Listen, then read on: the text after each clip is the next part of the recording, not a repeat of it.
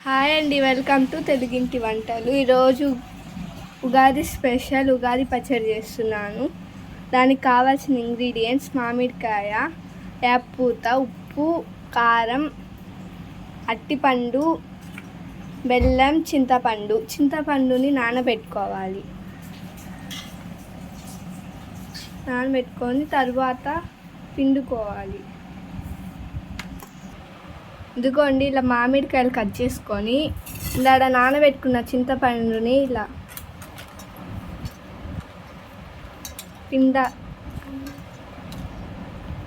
పులుసు వచ్చేలాగా చేయాలి. ఇదిగోండి, ఇలా పులుసు వచ్చేలాగా నలుపుకొని ఇదిగోండి అట్టిపండు దీంట్లో వేసి ఇలా స్మాష్ చేసుకోవాలి అట్టిపండు. ఇదిగోండి, ఇలా అట్టిపండు చింతపండు కలిపేసుకొని తరువాత బెల్లం వేసుకోవాలి. ఇదిగోండి బెల్లం వేసేసుకున్న తరువాత మామిడికాయలు వేసుకోవాలి.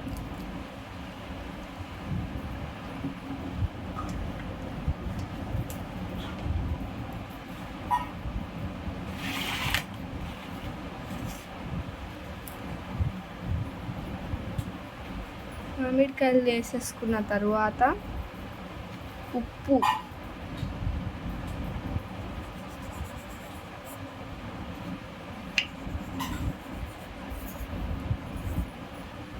తర్వాత కారం కొంచెం